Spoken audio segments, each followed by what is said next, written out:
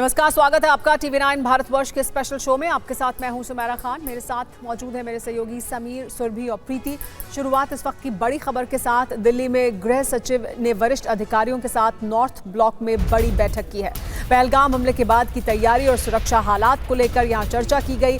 बैठक में NSG के DG, BSF के DG दलजीत चौधरी, SSP के ADG समेत कई बड़े अधिकारी मौजूद रहे। करीब 2 घंटे तक ये अहम बैठक चली है। गृह मंत्रालय में गृह सचिव ने इस अहम बैठक को बुलाया था, जिसमें सुरक्षा बलों की तैयारियों की समीक्षा की गई है। जिस तरह के हालात इस वक्त बने हुए हैं भारत और पाकिस्तान के बीच, ऐसे में सभी बड़े अधिकारी इस बैठक में मौजूद थे। बैठक में NSG के DG मौजूद थे, BSF के DG दलजीत चौधरी मौजूद थे, SSP के ADG भी, और इनके अलावा कई और बड़े अधिकारी इस बैठक में मौजूद रहे। लगभग 2 घंटे तक चली ये बैठक। लगातार जिस तरह की अलर्ट मोड पर इस वक्त तमाम सुरक्षा एजेंसियां हैं, उसके बाद ये अहम बैठक नॉर्थ ब्लॉक में की गई है। खुद गृह सचिव ने इस बैठक को बुलाया था। इस बैठक में सुरक्षा तैयारी पर गृह मंत्रालय में ये बैठक बुलाई गई थी और सुरक्षा तैयारियों की समीक्षा की गई है। जिस तरह के हालात इस वक्त बने हुए हैं जम्मू कश्मीर में और पाकिस्तान के साथ जिस तरह के तनाव की स्थिति है, ऐसे में इस बैठक को बहुत अहम माना जा रहा है। गृह सचिव की अध्यक्षता में इस बैठक को बुलाया गया था। बड़े अधिकारी इस बैठक में मौजूद हुए। सुरक्षा तैयारियों का जायजा लिया गया है। NSG और BSF के DG भी इस बैठक में शामिल हुए। इसके अलावा SSB के ADG भी बैठक में मौजूद रहे। सुरक्षा तैयारी पर गृह मंत्रालय की यह अहम बैठक थी, जो लगभग 2 घंटे तक चली। सुरक्षा को लेकर गृह मंत्रालय की यह अहम बैठक है। देश की सुरक्षा और साथ साथ बॉर्डर पर जो सुरक्षा की समीक्षा है, उसको इस बैठक में किया गया। इस पर और ज्यादा जानकारी के लिए हमारे साथ अमोद राय जुड़ गए हैं। अमोद, लंबी चली है ये बैठक, लगभग 2 घंटे की बैठक। जब ये बैठक की शुरुआत हुई थी तब भी आपने इसकी जानकारी दी थी, लेकिन इस बैठक को बहुत अहम माना जा रहा है क्योंकि इसमें तमाम जो बड़े अधिकारी हैं, तमाम एजेंसियों का प्रतिनिधित्व इस बैठक में हो रहा था। बिल्कुल, देखिए सुमेरा, इसमें DG बलजीत सिंह जो BSF के DG है वो थे शामिल। इसके अलावा NSG के DG भी इसमें शामिल थे। इसमें असम राइफल के DG शामिल थे। पैरामिलिट्रियों की अगर बात करें तो CRPF के इसमें ADG थे। इसके अलावा और भी कई अधिकारी इस बैठक में शामिल थे। गृह मंत्रालय के कई जो आला अधिकारी हैं, गृह सचिव के अलावा एडिशनल सेक्रेटरी और जॉइंट सेक्रेटरी लेवल के लोग इस बैठक में शामिल थे। ख़ास तौर पे इसमें जो बात हुई है उसमें ये बात सामने आई है कि जो चाक चौबंद व्यवस्था की गई है बॉर्डर पे सिक्योरिटी, वहाँ पे अभी क्या सिनारियो है और उसको लेकर जो आगे एहतियात बरतना है या आगे किस तरह की तैयारी करनी है, इन मुद्दों पर विशेष करके इस बैठक में चर्चा की गई, जो सूत्रों से जानकारी मिल रही है। लेकिन महत्वपूर्ण बात यहाँ एक और है कि जिस तरह से आज 29 तारीख को पाकिस्तानी नागरिकों का वीज़ा की मियाद ख़त्म हो रही है, तो उसको लेकर भी किस तरह का अलर्ट रहना है और सीमा पे या अन्य हिस्सों में कैसे जो नागरिक यहाँ बच गए हैं उनको आगे कार्रवाई उनके खिलाफ करने की बात हो तो किस तरह से की जा सकती है। इन तमाम विषयों पर आज बैठक में चर्चा हुई। इसमें बहुत शुक्रिया अमोद इस तमाम जानकारी के लिए।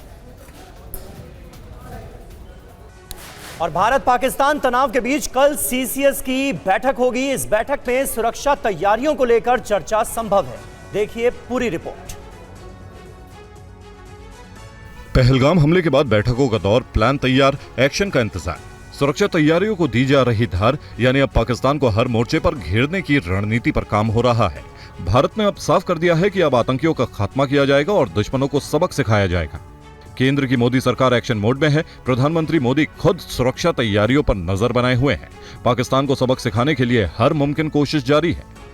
अब खबर है कि कल सुबह 11 बजे सुरक्षा मामलों की समिति CCS की बैठक होगी। प्रधानमंत्री मोदी की अध्यक्षता में होने वाली इस बैठक में कई अहम मुद्दों पर चर्चा होगी। पहलगाम हमले के बाद सुरक्षा तैयारियों को लेकर इस बैठक में चर्चा संभव है। पहलगाम हमले के बाद ये CCS की दूसरी बैठक है। इस बैठक के बाद PM की अध्यक्षता में cabinet committee on political affairs यानी CCPA की अहम बैठक होगी। इस बैठक में PM मोदी, रक्षा मंत्री राजनाथ सिंह, गृह मंत्री अमित शाह, नितिन गडकरी, JP नड्डा, निर्मला सीतारमण, जीतन राम मांझी, सर्बानंद सोनोवाल और राजमोहन नायडू समेत अन्य सदस्य शामिल होंगे।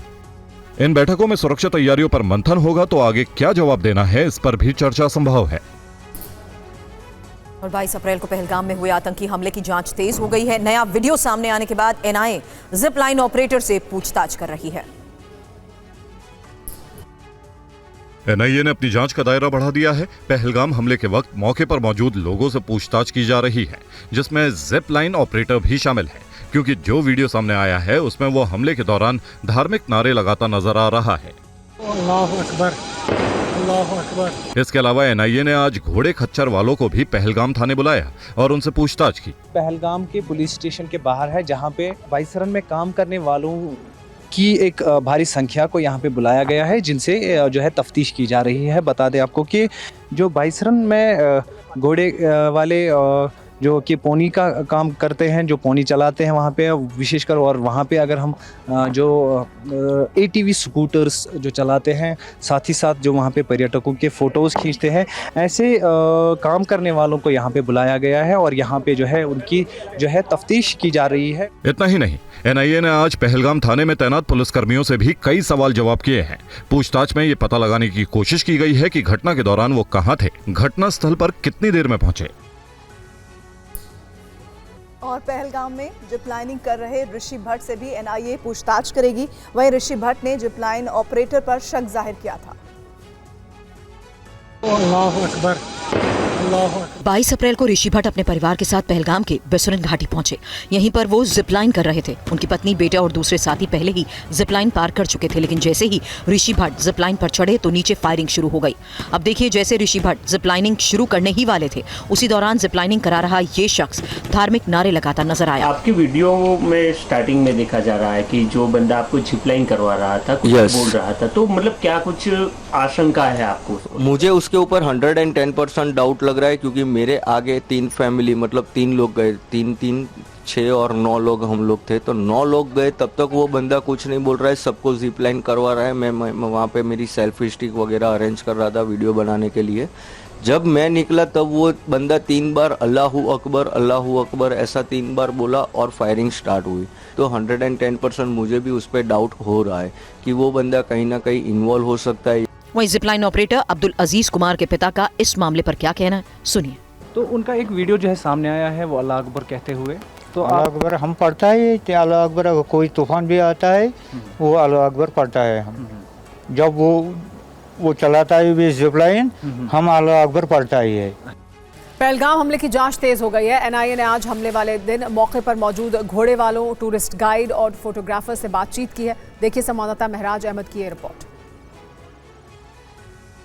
पहलगाम वाइसरन घटना को अभी 7 दिन हुए हैं। पहलगाम के पुलिस स्टेशन के बाहर है, जहां पे आज सुबह से ही जो है, जहां पे वाइसरन में काम करने वालों की एक भारी संख्या को यहाँ पे बुलाया गया है, जिनसे जो है तफ्तीश की जा रही है। बता दें आपको कि जो वाइसरन में घोड़े वाले जो कि पोनी का काम करते हैं, जो पोनी चलाते हैं वहाँ पे विशेषकर, और वहाँ पे अगर हम जो ATV स्कूटर्स जो चलाते हैं, साथ ही साथ जो वहाँ पे पर्यटकों के फ़ोटोज़ खींचते हैं, ऐसे काम करने वालों को यहाँ पे बुलाया गया है और यहाँ पे जो है उनकी जो है तफ्तीश की जा रही है, उनसे क्वेश्चनिंग की जा रही है। और बता दें आपको कि यहाँ पे इस तफ्तीश में SSP लेवल के NIA के अधिकारी भी शामिल हैं। और बता दें आपको कि इस पूरे घटनाक्रम को लेकर अभी तक यही बताया जा रहा है कि जो भी यहाँ पे जो है घोड़े वाले बुलाए गए हैं, वो बिल्कुल तफ्तीश में अभी तक जो है पूरी तरीके से कोऑपरेट कर रहे हैं। अभी सुरक्षा एजेंसीज तथ्य खंगालने में जुटी हुई है। और पाकिस्तान में इस वक्त एक ही बात गूंज रही है कि भारत अब पहलगाम हमले का बदला जरूर लेगा। भारत के मूड को देखकर POK में मौजूद आतंकियों के कैंपों में भी खलबली मची हुई है। ये रिपोर्ट देखिए। हिजबुल, लश्कर और जैश के आतंकियों का अंत अब नजदीक है। पाकिस्तान के गुनाहों का हिसाब अब होने वाला है। यही वजह है कि पहलगाम हमले के बाद POK में मौजूद आतंकी कैंपों में खलबली मची है। आतंकवादी डरे हुए हैं, उनके आका सहमे हुए हैं। पाकिस्तान की बुजदिल सेना भी खौफ में है। किसी को नहीं पता कि कहां से हमला होगा और कितने आतंकवादियों का खात्मा होने वाला है। वहीं अब POK में मौजूद आतंकी कैंपों की 3 लोकेशन का खुलासा हुआ है। इन लोकेशन पर कौन सा आतंकी संगठन सक्रिय है, इसका भी पर्दाफाश हुआ है। तीनों लोकेशन पर लश्कर, जैश और हिजबुल मुजाहिदीन के आतंकी मौजूद हैं और फिदाइन ट्रेनिंग ले रहे हैं। इन कैंपों की जिम्मेदारी भी अलग अलग कमांडर्स को दी गई है। POK में मौजूद ये आतंकी कैंप ट्रेनिंग के साथ साथ लॉन्चिंग पैड के तौर पर भी इस्तेमाल होते हैं। इन आतंकी कैंपों के जरिए दहशतगर्दों को भारतीय सीमा में दाखिल करवाया जाता है। वहीं पहलगाम आतंकी हमले की साजिश भी डिकोड हुई है। जांच एजेंसियों को अब पहलगाम हमले के डिजिटल फुटप्रिंट्स मिले हैं। सोशल मीडिया पर रेजिस्टेंस टाइम ग्रुप एक्टिव है। ग्रुप में 146 से ज्यादा आतंकी जुड़े हैं। इस पर जैश नाम के यूजर ने भड़काऊ पोस्ट किया। जैश ने लिखा, आई नीड गन। और पहलगाम हमले के बाद पीओके में चल रहे आतंकी लॉन्चिंग पैड को लेकर पाकिस्तान का भंडाफोड़ हुआ। यहां हिजबुल, लश्कर और जैश के आतंकियों को ट्रेनिंग दी गई। मेरे ठीक पीछे आप देख सकते हैं, ये चिनाब दरिया है। इंडस वाटर ट्रीटी को भारत ने फिलहाल सस्पेंड कर दिया है। वहीं आपको बता दें कि ये चिनाब दरिया जो है एक तरफ अंतर्राष्ट्रीय सीमा की तरफ जाता है तो दूसरी तरफ लाइन ऑफ कंट्रोल के इलाके में जाता है। आपको बता दें कि सूत्र ये बताते हैं कि पाकिस्तान ऑक्यूपाइड कश्मीर में कई आतंकियों के लॉन्च पैड जो है वो एक्टिव है। वहीं लश्कर, जैश, HM, उसके साथ साथ PAFF आतंकी संगठन जो है वो इन लॉन्च पैड्स को चला रही है। पाकिस्तान ऑक्यूपाइड कश्मीर में इन आतंकियों को ट्रेनिंग देती है पाकिस्तान की खुफिया एजेंसी ISI और साथ में पाकिस्तानी सेना। रावलाकोट आतंकियों का ट्रेनिंग कैंप है। सूत्र बताते हैं कि पाकिस्तान ऑक्यूपाइड कश्मीर में पाकिस्तानी सेना और ISI की मदद से कई आतंकियों के लॉन्च पैड्स और ट्रेनिंग कैंप एक्टिव हैं। वहीं लाइन ऑफ कंट्रोल से लेकर अंतर्राष्ट्रीय सीमा तक BSF से लेकर भारतीय सेना बेहद ज़्यादा अलर्ट है। और अब बात करेंगे पाकिस्तानी आर्मी के फेक वीडियो की। पाकिस्तानी सेना का एक बड़ा झूठ सामने आया है। पाकिस्तानी आर्मी झूठा वीडियो दिखाकर अपने लोगों को खुश कर रहा है। भारत के हमले के डर से घबराया पाकिस्तान झूठा वीडियो दिखाकर हताश सैनिकों को उकसा रहा है। पाकिस्तान को सेना में विद्रोह का डर है और इसीलिए वो झूठा वीडियो फैला रहा है। और इसी पर बात करने के लिए हमारे साथ हमारे सहयोगी सुमित चौधरी जुड़ गए हैं। सुमित, अभी तक जो जानकारियां सामने आ रही थी कि मुनीर की सेना इतनी डरी हुई है कि इस्तीफों का दौर चल रहा है और ऐसे में अब ये फेक वीडियो सामने आया है जिसमें मनोबल बढ़ाने की जगह एक झूठा वीडियो आपने पोस्ट कर दिया है। देखिए, बिल्कुल इस समय पाकिस्तान आर्मी एक बड़ा प्रोपेगेंडा सेल बन गई है। लगातार फेक वीडियोस रिलीज कर रही है और इसके पीछे के कई रीजन है। सबसे बड़ा रीजन तो ये है कि वो अपने जो आप कह सकते हैं कि अपने लोगों का प्रेशर नहीं झेल पा रही है। लोग लगातार सवाल कर रहे हैं पाकिस्तान आर्मी की इन कैपेबिलिटीज को लेकर। और दूसरा सबसे इंपॉर्टेंट बात ये कि पाकिस्तान आर्मी के जो अफसर हैं और कई सोल्जर्स हैं वो अब इस वॉर के अंदर या फिर बड़े ऑपरेशंस के अंदर जाना नहीं चाहते। वो लगातार नौकरियां छोड़ रहे हैं। तो वो उनके मनोबल को बढ़ाने के लिए इस तरीके के फेक प्रोपेगेंडा या फेक वीडियोस रिलीज कर रहे हैं ताकि अपने लोगों को शांत किया जा सके, अपने लोगों का मनोबल बढ़ाया जा सके।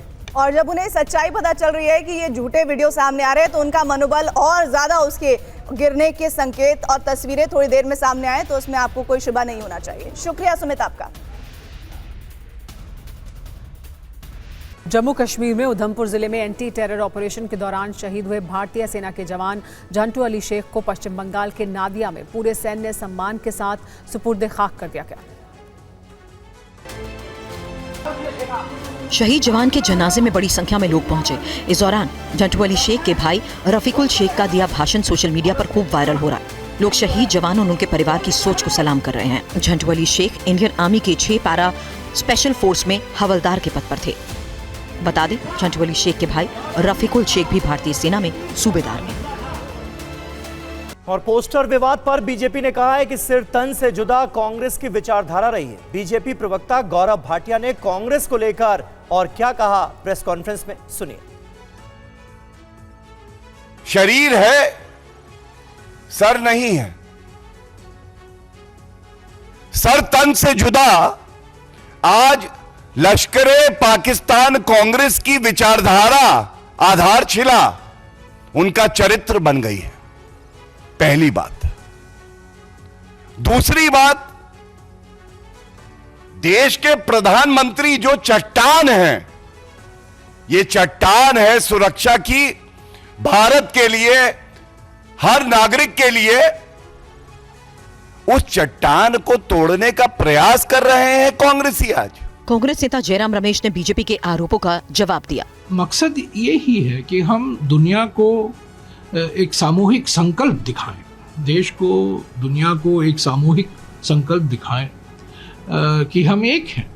ये एकता का समय है, एकजुटता का समय है, ध्रुवीकरण का समय नहीं है। तो विभाजनकारी ताकतें तो अभी भी सक्रिय हैं। और पाकिस्तानी नागरिकों को आज हर हाल में भारत छोड़ना है। डेडलाइन का आज आखिरी दिन है। वहीं जम्मू कश्मीर की विपक्षी नेता महबूबा मुफ्ती ने केंद्र सरकार के फैसले पर चिंता जताई। जम्मू कश्मीर पीडीपी प्रमुख महबूबा मुफ्ती ने सोशल मीडिया प्लेटफॉर्म पर लिखा कि भारत से सभी पाकिस्तानी नागरिकों को वापस भेजने के सरकारी निर्देश ने गंभीर मानवीय चिंताएं पैदा कर दी हैं। खासकर जम्मू कश्मीर में कई प्रभावित महिलाएं हैं जो 30 से 40 साल पहले भारत आई थी, भारतीय नागरिकों से शादी की, परिवार बसाए और लंबे समय से हमारे समाज का हिस्सा रही। जम्मू कश्मीर पीडीपी प्रमुख ने यह भी कहा कि दशकों से शांतिपूर्वक रह रहे पाकिस्तानियों को वापस भेजना ठीक नहीं, उन परिवारों पर गहरा भावनात्मक और शारीरिक संकट डालेगा जो अब कोई दूसरा घर नहीं बसा सकते। पूर्व मुख्यमंत्री ने कहा कि हम सरकार से इस निर्णय पर पुनर्विचार करने का आग्रह करते हैं। महिलाओं, बच्चों और बुजुर्गों के प्रति सहानुभूतिपूर्ण दृष्टिकोण अपनाया जाए।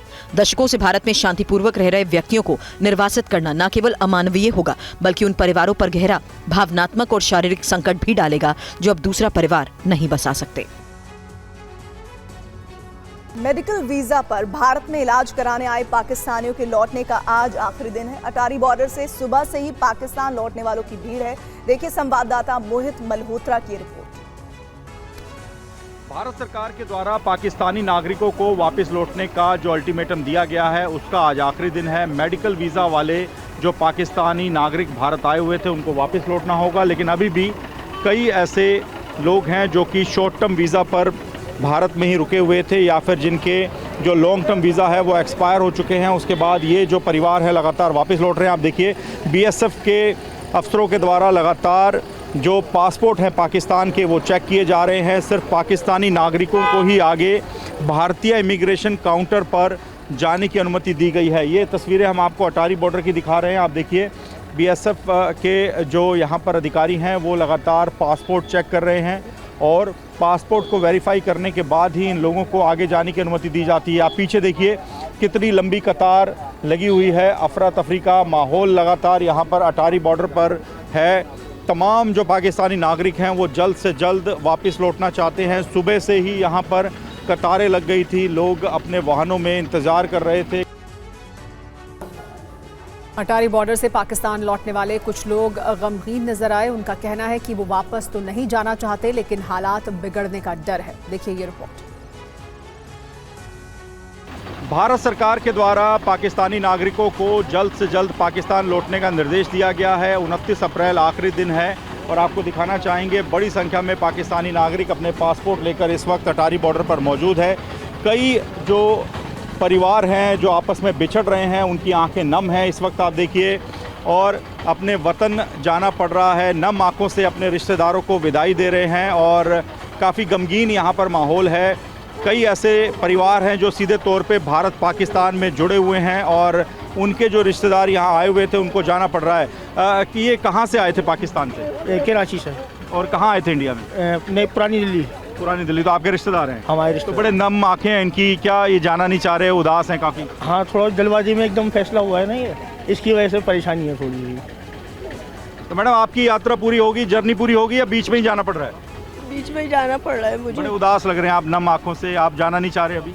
नहीं, जाना तो नहीं चाहते थे लेकिन जिस तरीके से दोनों मुल्कों के हालात है जाना पड़ रहा है। बेहतर फैसला यही है कि अभी वापस जाया जाए। और पहलगाम हमले के बाद उरी में सुरक्षा बढ़ाई गई है। सभी संदिग्ध गतिविधियों पर सुरक्षा बलों की पैनी नजर है। देखिए इरफान कुरैशी की ये ग्राउंड रिपोर्ट। पहलगाम आतंकी हमले के बाद लगातार घाटी भर में एंटी टेरर ऑपरेशंस और कॉम्बी ऑपरेशंस लगातार जारी है। ये यहाँ पर बॉर्डर इलाका है, आप देख सकते हैं यहाँ पर जवान लगातार इसी तरह सतर्क है। बीएसएफ के जवान यहाँ पर तैनात है। आप देख सकते हैं ये यहाँ पर पूरा स्कैन किया जा रहा है लोगों को ताकि कोई संदिग्ध व्यक्ति जो है वो यहाँ पर अगर हो तो तुरंत कार्रवाई की जाए। हर गाड़ी को रोका जा रहा है। बीएसएफ पूरी सतर्कता के साथ इन तमाम इलाकों में तैनात है और ताकि कोई भी जो संदिग्ध गतिविधि है उसे वक्त पर टाला जाए।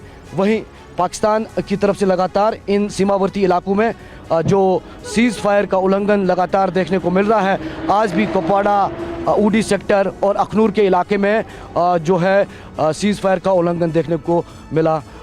तमाम जो यहाँ पर बीएसएफ के जवान तैनात हैं वो तमाम हथियारों के साथ और यहाँ पर आप देख सकते हैं स्कैनर्स के साथ मौजूद है।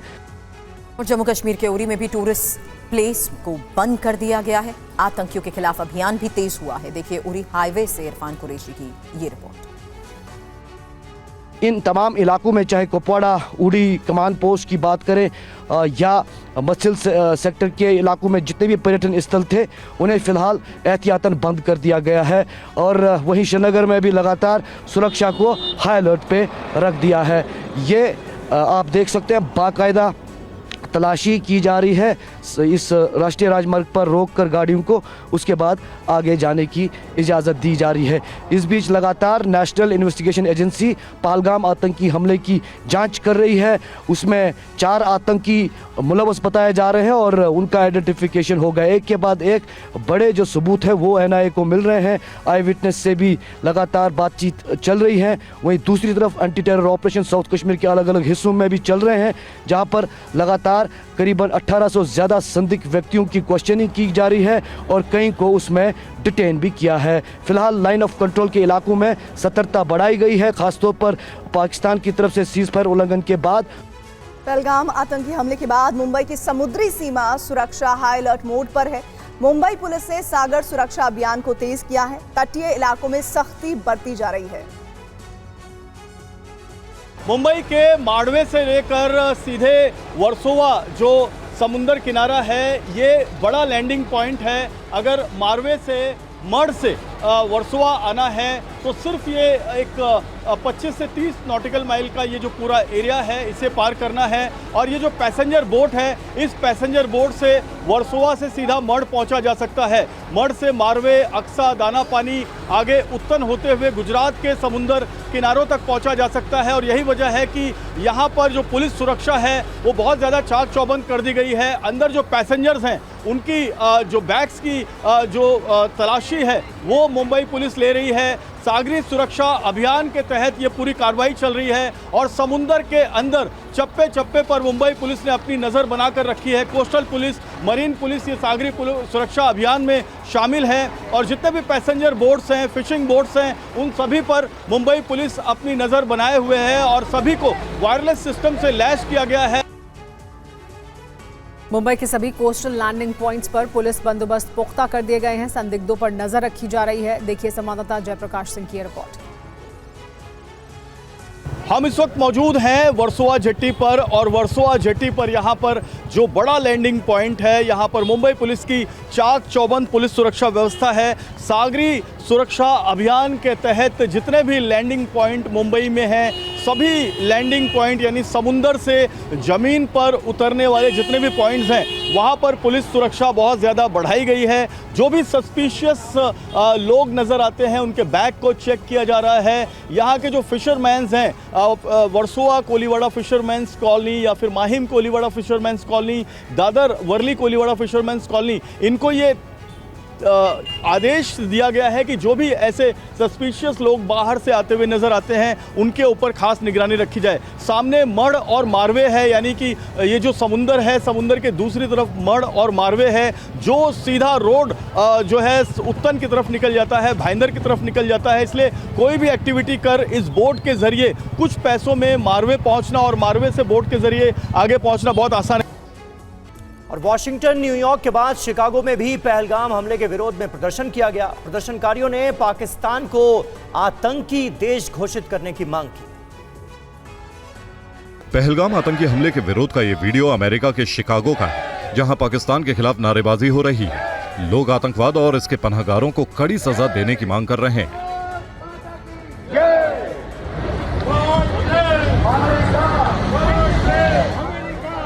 शिकागो के पाकिस्तानी दूतावास के बाहर भारतीय समुदाय के लोगों ने इस दौरान बड़े पैमाने पर प्रदर्शन किया।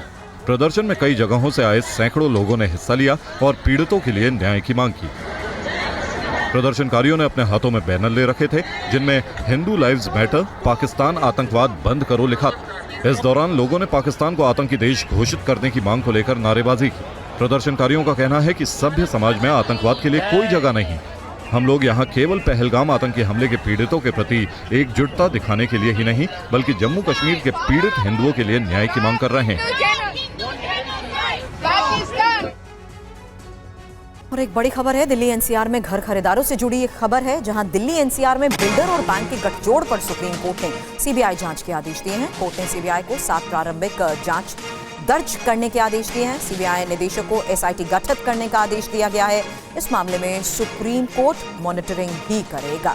पीयूष पांडे इस वक्त और जानकारी के साथ हमें ज्वाइन कर चुके हैं। पीयूष, ऐसे क्या फैक्ट्स रखे गए कोर्ट के सामने जिस आधार पर बिल्डर और बैंक के गठजोड़ को देखते हुए ये कार्रवाई? बिल्कुल, देखिए इस मामले में 1205 जो घर खरीदार हैं जिन्होंने कर्ज लेकर के इस मामले में घर खरीदा था, उनके पिटीशंस 176 सुप्रीम कोर्ट में दाखिल किए गए और उसमें मांग की गई कि इस मामले की सीबीआई जांच कराई जाए।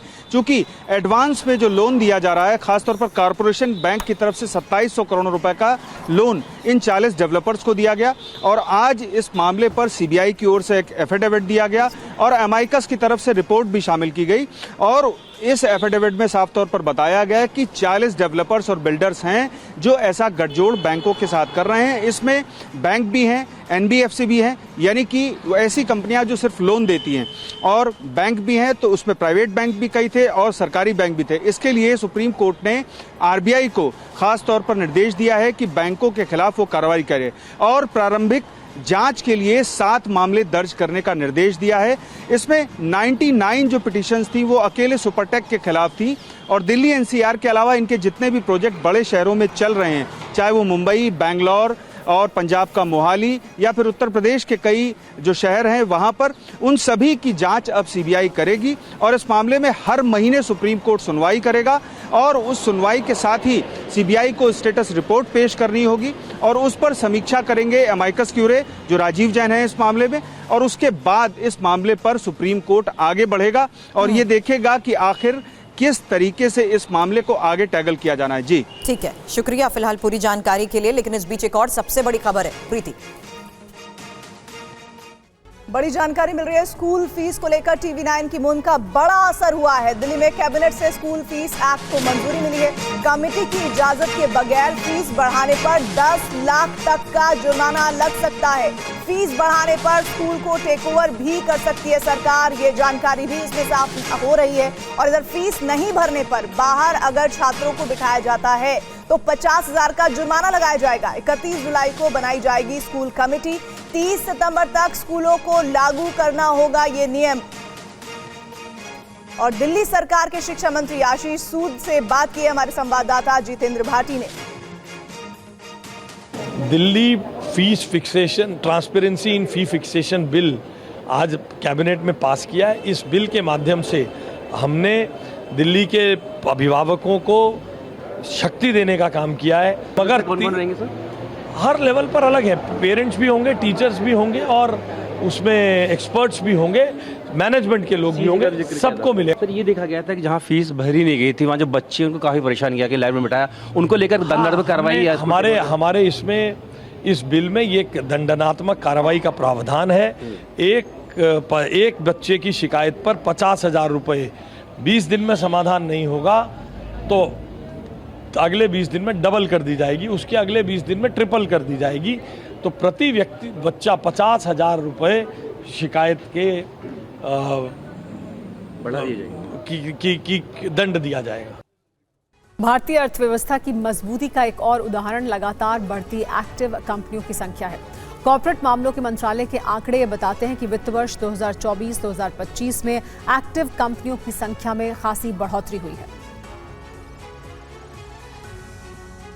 अपने उंगलियों के हुनर के द्वारा मोदी सरकार के स्टार्टअप इंडिया, स्किल इंडिया जैसे कार्यक्रमों का असर है कि नए एंटरप्रेन्योर्स की संख्या लगातार बढ़ रही है। व्यापारिक गतिविधियां तेजी से बढ़ रही हैं।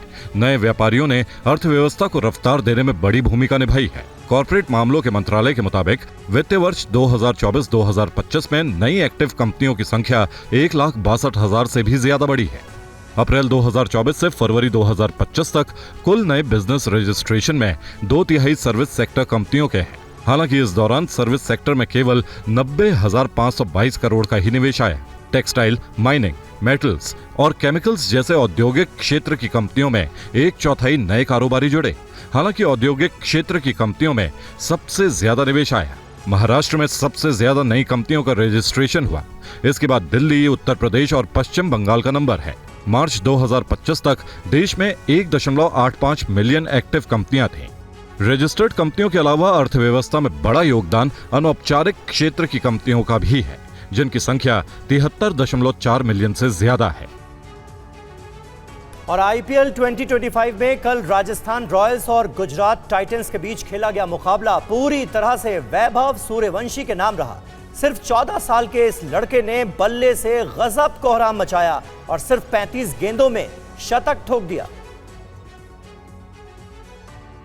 उम्र महज 14 साल और रिकॉर्ड ऐसा कि अभी तक कोई भी भारतीय खिलाड़ी ऐसा नहीं कर पाए। वैभव के बल्ले से निकला यह शतक किसी भी भारतीय का आईपीएल इतिहास में सबसे तेज शतक है। यही नहीं, वो T20 क्रिकेट में सबसे कम उम्र में शतक लगाने वाले पहले बल्लेबाज भी बन गए हैं। उनकी दमदार पारी ही थी कि राजस्थान रॉयल्स ने करो या मरो वाले मुकाबले को आसानी से जीत लिया।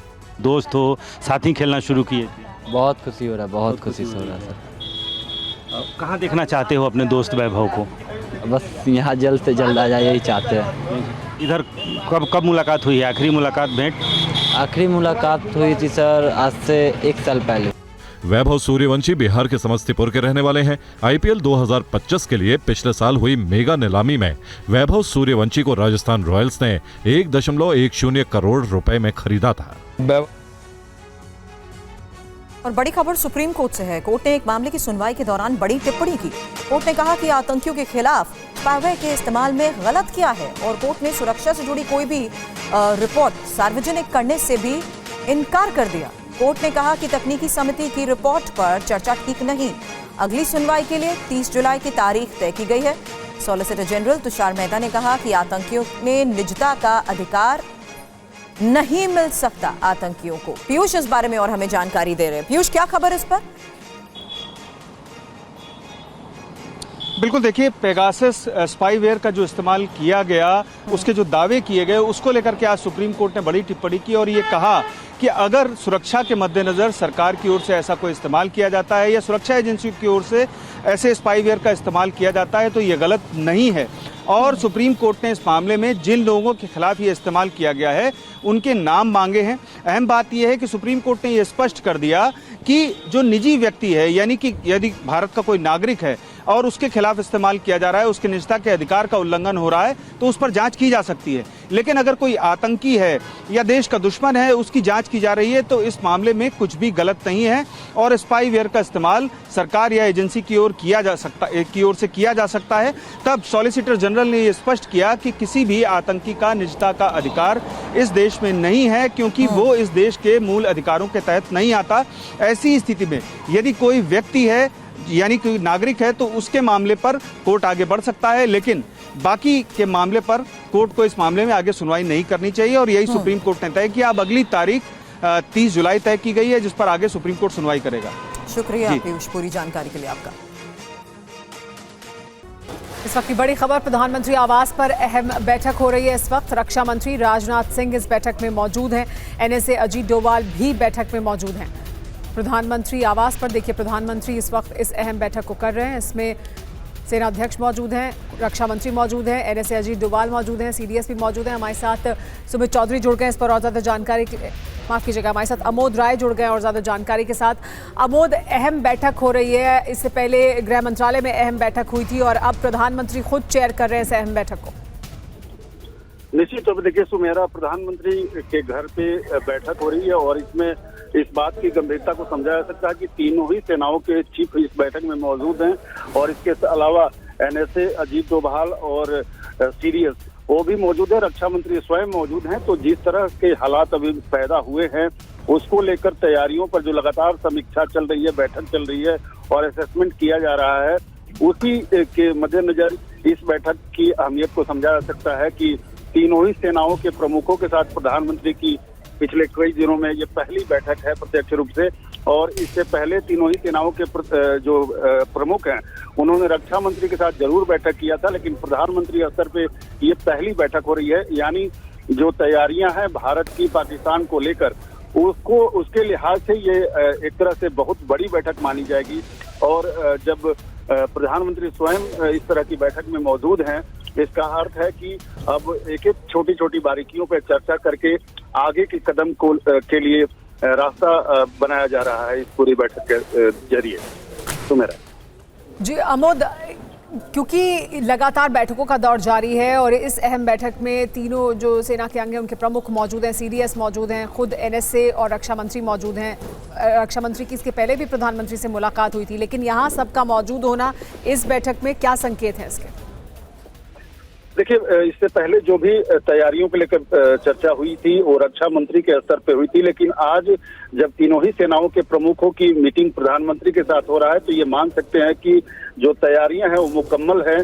और इस तरह की बैठकों से ये अंदाजा जरूर लगाया जा सकता है कि प्रधानमंत्री के साथ बैठक के बाद अब किसी भी तरह से तैयारी हर मोर्चे के लिए तैयार है सेना, वायुसेना चाहे नेवी हो। दरअसल कल कैबिनेट भी है, कल सीसीएस की बैठक भी है, उसके पहले आज इस बैठक के होने के क्या मायने? देखिए, कल कैबिनेट की बैठक है और कैबिनेट की बैठक से पहले कैबिनेट कमेटी ऑन सिक्योरिटी, सुरक्षा मामलों का जो कैबिनेट है उसकी बैठक है, उसके बाद इकोनॉमिक अफेयर्स की बैठक है और साथ ही पॉलिटिकल अफेयर्स की बैठक है। यानी चारों ही कैबिनेट के जो महत्वपूर्ण कमेटियां हैं उनकी बैठक है, तीनों बैठक है।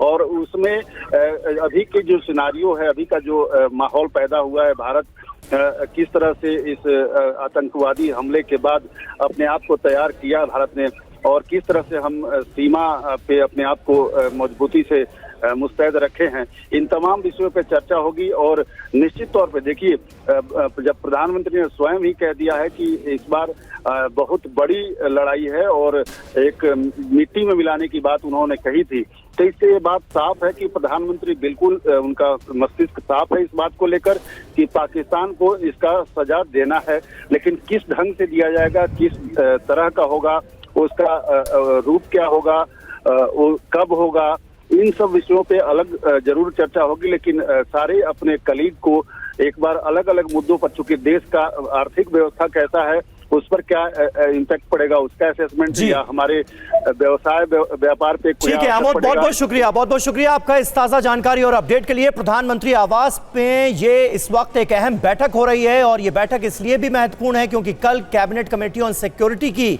मीटिंग होनी है, उसके बाद सीसीपीए की मीटिंग होनी है और उससे पहले प्रधानमंत्री इस वक्त एक महत्वपूर्ण मीटिंग को चेयर कर रहे हैं।